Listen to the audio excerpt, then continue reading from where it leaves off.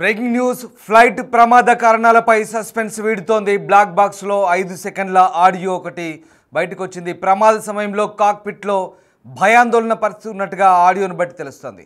ఏటీసీకి అంటే air traffic control కి సమాచారం ఇచ్చేందుకు పైలట్లు అరుపులు వినిపించాయి. Mayday mayday, no power no thrust అంటూ పైలట్ సుమిత్ సబర్వాల్ అరిచినట్టుగా తెలుస్తుంది. కిందికి పడిపోతున్నామంటూ పైలట్ సుమిత్ సబర్వాల్ ఏటీసీకి సమాచారం ఇచ్చినట్టుగా తెలుస్తుంది.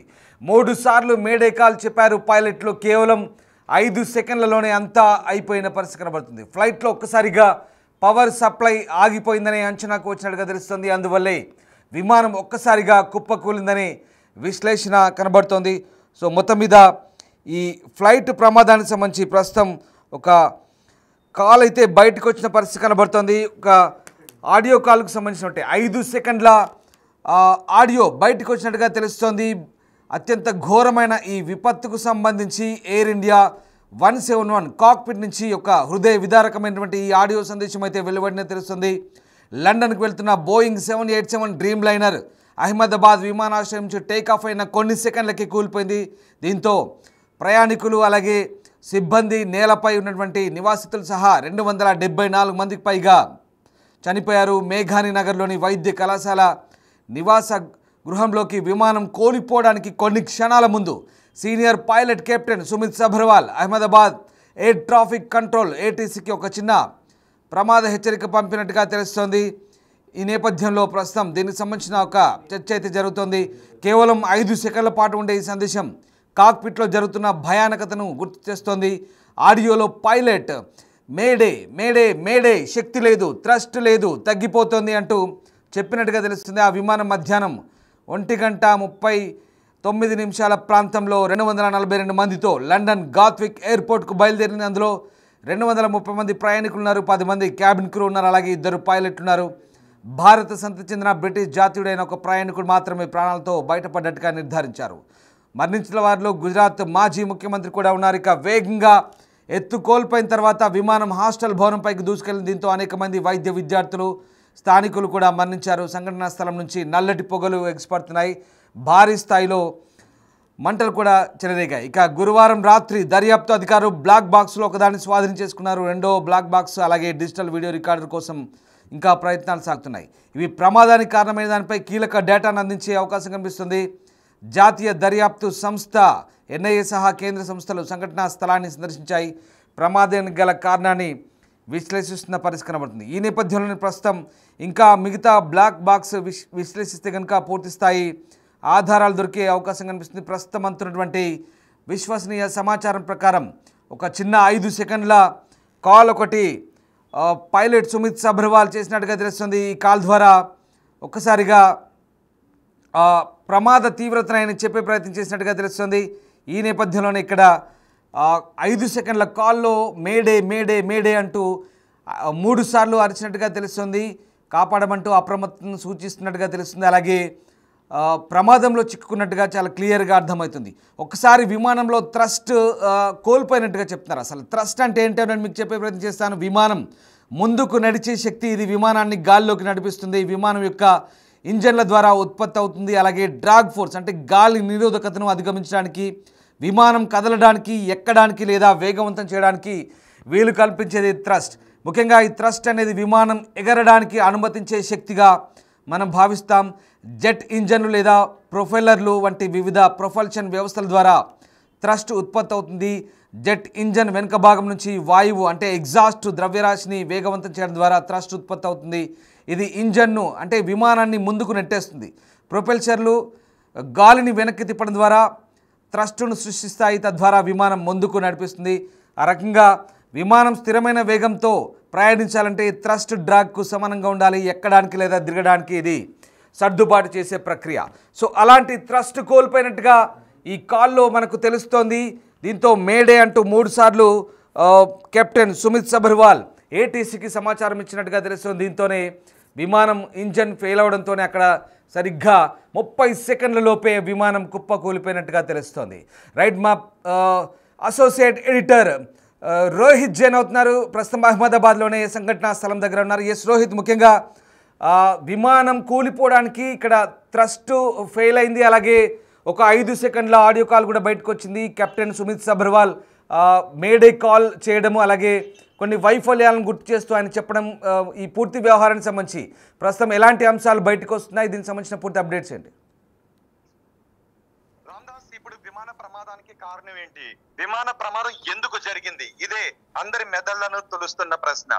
ఎందుకు విమానం టేకాఫ్ తీసుకున్న కొన్ని సెకండ్లోనే విమానం కింద పడిపోయింది, ఎందుకు విమానం ఎగరలేకపోయింది, ఎందుకు ఇంజన్లు ఫెయిల్ అయ్యాయి? ఇప్పుడు బోయింగ్ సిబ్బంది కూడా వచ్చి పరిశోధించబోతున్నారు. దీనికి కారణం ఫ్యూయల్ కంటామినేషనా, లేదంటే బార్డ్స్ ఏమన్నా ఇంజన్స్ లోకి వచ్చాయా, ఇంజన్ ఫెయిల్యూర్ అయిందా, లేదా ఎగరడానికి ముందు కనిపెట్టడానికి అవకాశం ఉన్నప్పటికీ కూడా కనిపెట్టలేక నిర్లక్ష్యం కారణంగా ఏదైనా సాంకేతిక లోపాన్ని వదిలేశారా? ఇవన్నీ కూడా వినిపిస్తున్నాయి. అది వీటన్నిటికీ సమాధానం చెప్పేది ఆఖరి క్షణంలో ఏం జరిగింది, పైలట్ ఏం ఐడెంటిఫై చేశాడు, ఏ కారణంతో పడిపోతుంది, సరిగ్గా ఆ పైలట్ కంట్రోల్ తప్పిన, పైలట్ నియంత్రణలో లేని ఏ అంశం పడిపోవడానికి కారణమైంది.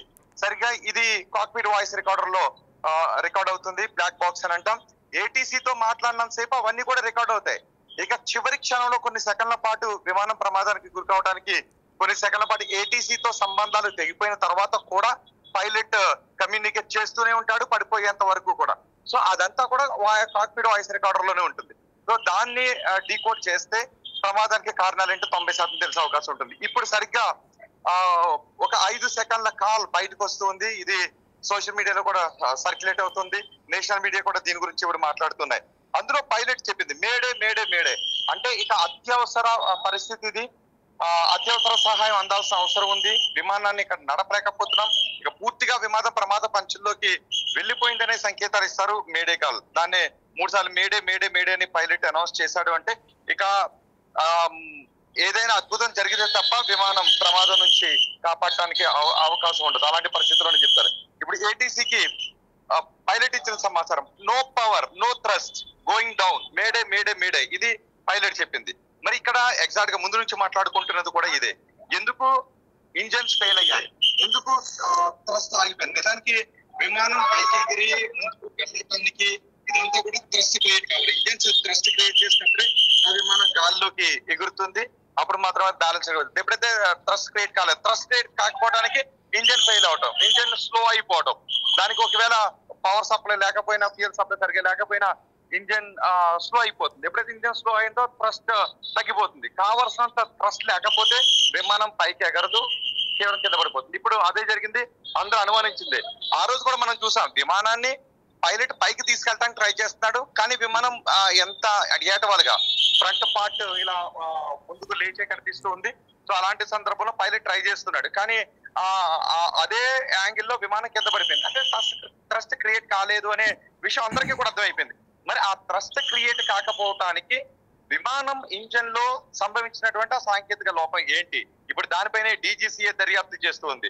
ఫ్యూయల్ లో కంటామినేషన్ జరిగిందా, లేక ఇంజన్ లో సాంకేతిక లోపం, ఢిల్లీ నుంచి ఇక్కడ అహ్మదాబాద్ వచ్చింది, అహ్మదాబాద్ నుంచి లండన్ కి బయలుదేరింది, మరి అక్కడ ఏదైనా సాంకేతిక లోపం తలెత్తిందా, లేదంటే బోయింగ్ విమాన ఇంజన్ల పైనే, బోయింగ్ కి ఇంజన్ సప్లై చేస్తుంది. ఇప్పుడు బోయింగ్ మ్యానుఫ్యాక్చరింగ్ లోనే ఏదైనా లోపం ఉందా, కొన్ని ఇయర్స్ తర్వాత బోయింగ్ విమానాలు ఇలాగే చెడిపోతాయా, ఇవన్నీ కూడా డౌట్స్ వ్యక్తమవుతున్నాయి. ఏది ఏమైనప్పటికీ ఇంజన్ లో 2 ఇంజన్లు ఆగిపోయాయి. ఇక్కడ మళ్ళీ వస్తున్నటువంటి డౌట్స్ ఏంటి అంటే, 2 ఇంజన్లు ఒకేసారి ఎందుకు ఆగిపోయాయి? అందుకే 2 ఇంజన్, నిజానికి సింగిల్ ఇంజన్ హెలికాప్టర్ కానీ సింగిల్ ఇంజన్ విమానం కానీ ఏమవుతాయంటే, ఇంజన్ లో ఏదైనా సాంకేతిక లోపం తలెత్తింది అంటే విమానం కూలిపోయే అవకాశం ఉంటుంది. అందుకే డబుల్ ఇంజన్ హెలికాప్టర్లు కానీ డబుల్ ఇంజన్ విమానాలు కానీ ఒకవేళ ఒక ఇంజన్ చెడిపోయినా 2 ఇంజన్ తో విమానాలు ఎగరగలుగుతాయి, చాలా సేఫ్ గా ఎగరగలుగుతాయి, కావాల్సిన చోట ల్యాండ్ చేసుకునే అవకాశం కూడా. ఇక్కడ రోహిత్, ఇక్కడ మనం ఒక విషయం అంటే ముఖ్యంగా విమానంలో ఇంజన్ వైఫల్యం లేదా తీసుకున్న 2 టేకాఫ్ తీసుకున్న 30 సెకండ్ లోపలనే 2 ఇంజన్లు ఎందుకు చెడిపోయాయి అనేది ఇక్కడ తేలాల్సినటువంటి అంశం. రామ్దాస్, ఎస్ రోహిత్, అంటే ఇక్కడ ఒక్క విషయం అంటే ముఖ్యంగా thrust failure, no power no thrust అంటూ చెప్తున్నమాట. ముఖ్యంగా ఇది చర్యకు ప్రతిచర్య, అంటే గాలిని వెనక్కి నెడితే విమానాన్ని థ్రస్ట్ ముందుకు నెడుతుంది, ఇది న్యూటన్ లా ప్రకారం వెళ్తుంది అనేది చాలా క్లియర్. అండ్ ఇది చాలా కీలకమైనది, విమానాన్ని క్రూజ్ చేయడానికి ముందుకు నెట్టడానికి థ్రస్ట్ చాలా ఇంపార్టెంట్. బట్ ఇక్కడ థ్రస్ట్ ఎందుకు ఫెయిల్ అవుతుంది అనేది, ఇక్కడ ఫ్లాప్స్ అంటే రెక్కల తడబాటు వల్ల కావచ్చు, లేదంటే ఇంధన సమస్యలు మీరు చెప్తున్నట్టుగా ఇంధనం లేదా పొల్యూట్ అయి ఉండొచ్చు అక్కడ, లేదంటే ఇక్కడ థ్రస్ట్ రివర్సల్లో సమస్యలు, లేదంటే బ్లేడ్ వైఫల్యము, బేరింగ్ సమస్యలు, ఇట్లాంటి రకరకాలుగా చెప్తున్నారు. అంటే ఓవరాల్గా ఇది కంప్లీట్గా ఒక టెక్నికల్ ఇష్యూగానే మనం భావించాల్సి వస్తుందా? ఈ thrust and no power no thrust అనేది ఆయిల్ లీకేజ్ ఇలాంటి అంటే మెయింటెనెన్స్ సరిగ్గా చేయకపోవడమే ప్రధానంగా ఇప్పుడు ఈ ప్రమాదానికి కారణం అనుకోవచ్చా? విమానం ముందు ఒక అంతర్జాతీయ విమానం బయలుదేరే ముందు మెయింటెనెన్స్ చేయాలి, చాలా పూర్తిగా అన్ని పూర్తి చెక్-ఇన్స్ చేసిన తర్వాతే సాంకేతిక అంశాలను సరిచూసుకొని విమానాన్ని రన్వే పైకి వెళ్తారు. కానీ ఇప్పుడు ఇక్కడ ఇది పెద్ద తప్పిదంగా భావించాల్సి వస్తుందా దీన్ని బట్టి?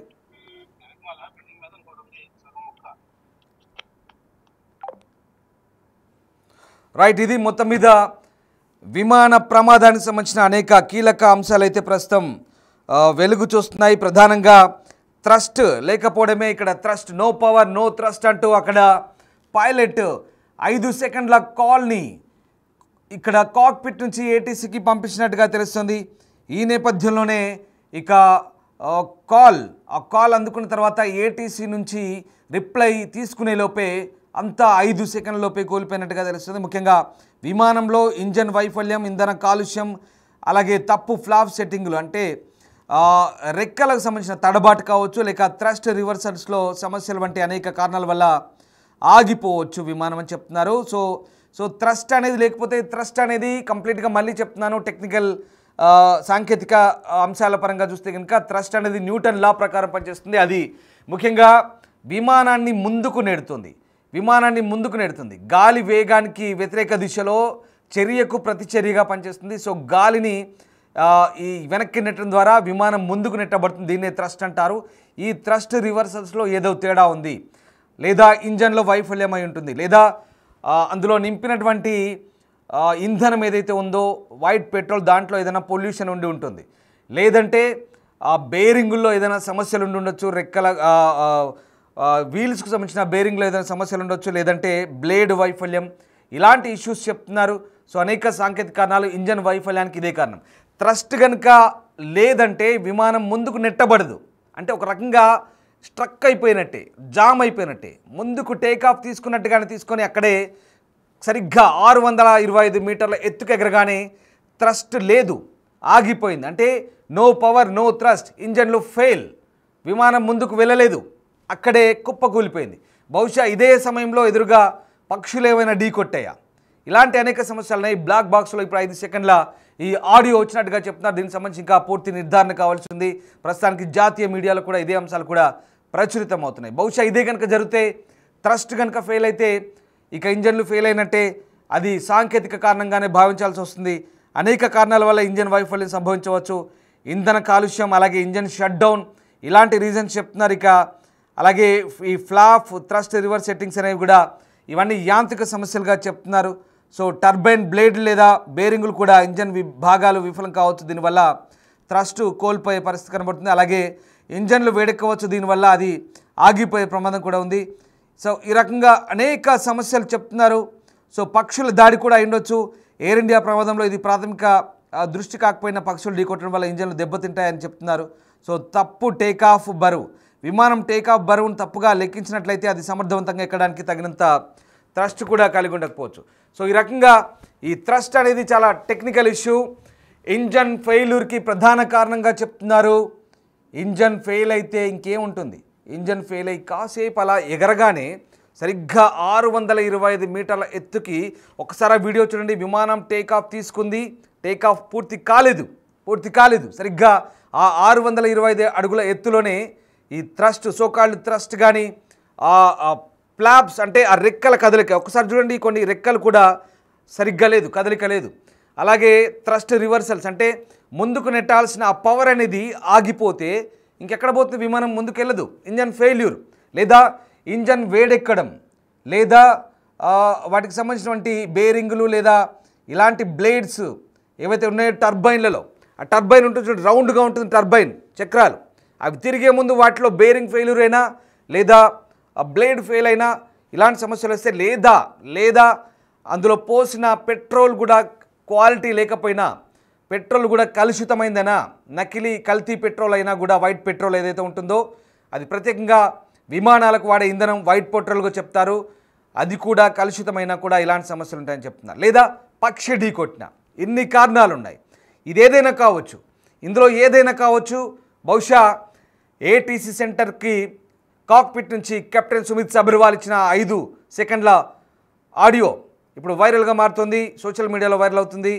ఇది మేడే మేడే మేడే అంటూ 3 సార్లు అరిచారు. అలాగే నో పవర్ నో థ్రస్ట్ అన్నారు. పవర్ లేకపోతే ఇంకెక్కడి నుంచి వెళ్తుంది, ఎక్కడికి వెళ్తుంది? అలా 625 మీటర్లకు వెళ్ళి అమాంతం కిందికి పడిపోయింది. బహుశా మరి వెనక భాగం కిందికి పడిపోయింది కాబట్టి పక్షి కూడా ఢీ కొట్టిందనే ఒక సందేహం ఉంటుంది. ఇలాంటి సాంకేతిక అంశాలు ఇంకా విశ్లేషిస్తున్నారు. ఇంకా ఒక బ్లాక్ బాక్స్ దొరకాలి. ఆ బ్లాక్ బాక్స్ దొరికితే కనుక పూర్తి స్థాయిలో మరింత విశ్లేషణ చేసే అవకాశం కనిపిస్తుంది. మొత్తం మీద ఇంజన్ సామర్థ్యాలు కనుక వైఫల్యం అంటే కనుక ఇది ఖచ్చితంగా మానవ తప్పిదమే అవుతుంది. అది మానవ తప్పిదం అంటే పైలట్ల తప్పిదం కాదు. విమానం బయలుదేరే ముందు మెయింటెనెన్స్ చేయాల్సిన ఇంజనీర్ల తప్పిదం అవుతుంది. ఎక్కడ? ఎయిర్పోర్ట్లో. ఎయిర్ ఇండియాకి సంబంధించిన ఇంజనీర్లు కానీ ఎయిర్పోర్ట్ అథారిటీస్ కానీ దీనికి ఈ తప్పిదానికి బాధ్యత వహించాల్సిన అవసరం ఉంది. లేదా బోయింగ్ కంపెనీ ఇంజనీర్లు కనుక దాన్ని మెయింటెనెన్స్ కోసం ఆయా స్థానిక ఎయిర్పోర్ట్లలో ఉంటే కనుక వాళ్ళే బాధ్యత తీసుకోవాల్సి ఉంటుంది. ఎందుకంటే ఒక అంతర్జాతీయ విమానం, అంతర్జాతీయమే కాదు డొమెస్టిక్ అయినా సరే, జాతీయ విమానమైనా అంతర్జాతీయ విమానమైనా బయలుదేరే ముందు ప్రతి ఒక్కటి క్షుణ్ణంగా పరిశీలిస్తారు. ప్రతి అంశాన్ని క్షుణ్ణంగా పరిశీలిస్తారు. Cockpit, cabin crew, turbines, engines, fuel, everything technical ఆస్పెక్ట్స్లో ప్రతిదీ కూడా క్షుణ్ణంగా పరిశీలిస్తారు. చిన్నపాటి సమస్య ఉన్నా, సాఫ్ట్వేర్ లోపాలన్నా, సాంకేతిక సమస్యలున్నా క్లియర్గా పరిశీలించిన తర్వాతే ఆ విమానాన్ని బయలుదేరడానికి సంసిద్ధత వ్యక్తం చేస్తారు, దాన్ని రెడీ చేస్తారు. కానీ ఇంతటి భారీ విపత్తు జరగడానికి కారణం సాంకేతిక సమస్యగానే ఇక్కడ మనకు అర్థమవుతుంది. ఇది ఇంకా తేలాల్సి ఉంది. మానవ తప్పిదమా, సాంకేతిక సమస్యలా, ఏం జరిగిందని తేలాల్సి ఉంది.